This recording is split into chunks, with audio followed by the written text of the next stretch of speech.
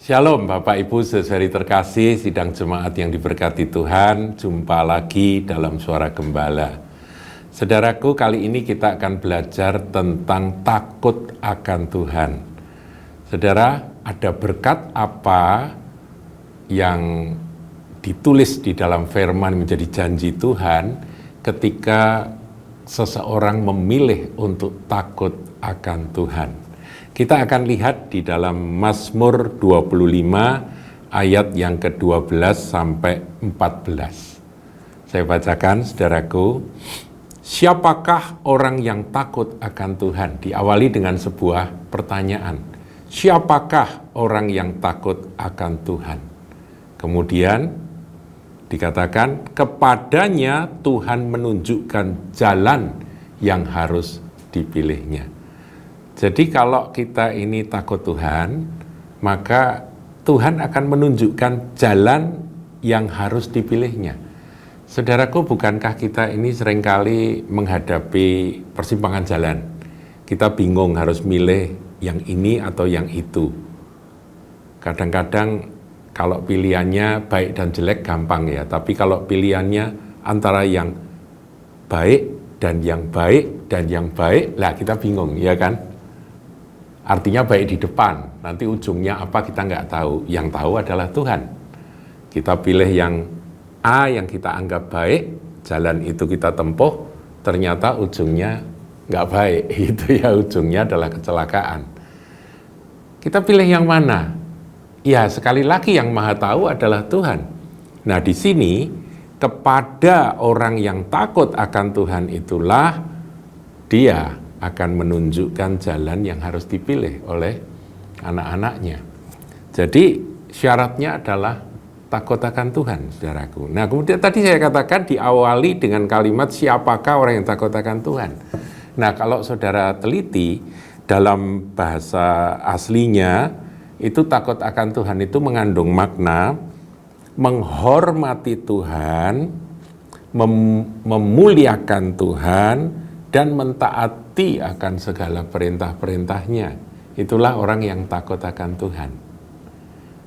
Takut di sini memang mencakup kata benar-benar takut gentar. Tetapi gentarnya bukan gentar seperti menghadapi monster atau melihat sosok yang mengerikan, tetapi gentar karena hormat dan takut dalam arti takut mengecewakan dia. Ngerti ya, saudaraku ya. Jadi ada rasa hormat itu lebih ke arah sana. Jadi kalau ada orang yang takut akan Tuhan dengan pengertian seperti itu, maka kepada orang tersebut Tuhan akan menunjukkan jalan yang harus dipilihnya.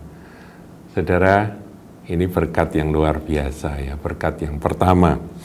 Kemudian saya ingin juga sampaikan, saudaraku,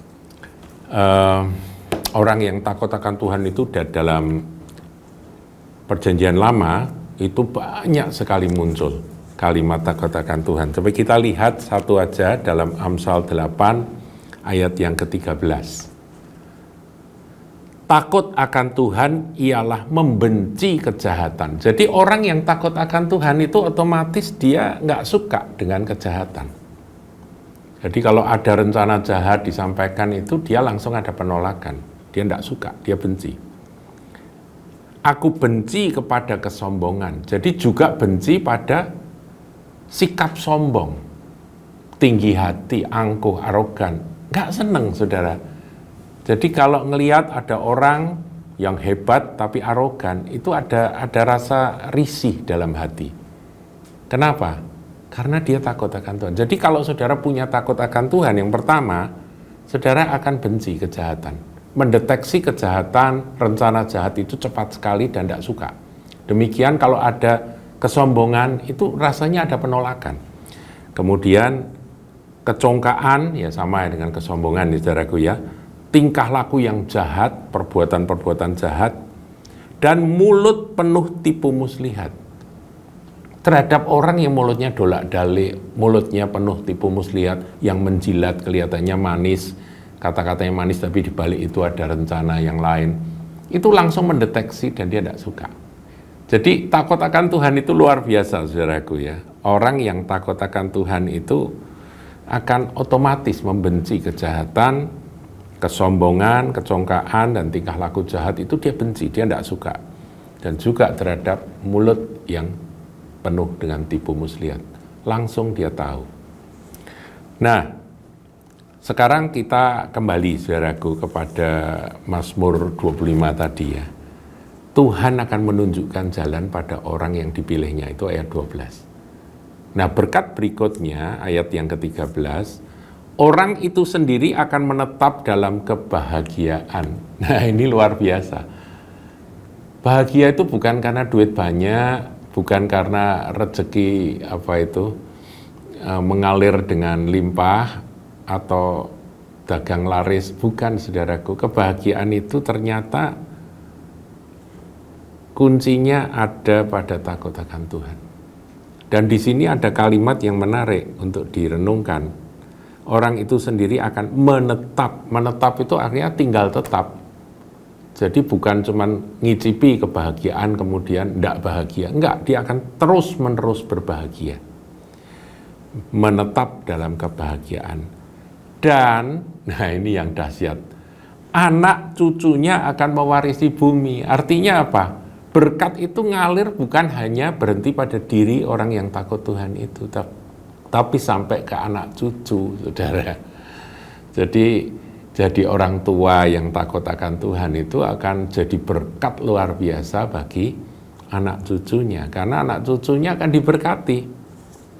Nah, itu berkat yang kedua. Jadi berkat pertama adalah jalan akan ditunjukkan, jadi pilihan-pilihan di dalam pengambilan keputusan dalam perjalanan hidup ini, Tuhan akan tunjukkan, ini yang harus kau tempuh, ini harus kau tempuh. Jadi ada pimpinan Tuhan yang nyata, yang pasti berujung akan kebahagiaan. Dan sepanjang jalan hidup, orang yang menjaga takut akan Tuhan itu akan menetap dalam kebahagiaan, dan berkat kepada anak cucu dia akan alirkan. Nah, ayat yang ke-14, ini yang berkat berikutnya. Tuhan bergaul karib, bukan hanya bergaul tapi biasa-biasa, tidak, bergaul karib dengan orang yang takut akan Dia. Jadi kalau orang takut akan Tuhan itu matanya tertuju kepada orang itu, dan Tuhan itu menjadikan orang itu sahabat. Bergaul karib itu kan artinya sahabat. Saudara ingin jadi sahabatnya Tuhan, ingin jadi orang yang karib dengan Tuhan. Saudara, kita nggak akan menyampaikan hal-hal yang rahasia, hal-hal yang sangat penting kepada orang yang kita tidak karib, betul ya? Isi hati kita yang paling dalam kita hanya akan sampaikan pada orang-orang yang paling karib dengan kita. Demikian Tuhan, Dia bergaul karib dengan orang yang takut akan Dia. Dan perjanjiannya diberitahukannya kepada mereka. Jadi perjanjian-perjanjian Tuhan itu akan diwahyukan, disingkapkan kepada orang-orang yang bergaul karib dengan Tuhan. Siapakah orang yang bergaul karib dengan Tuhan?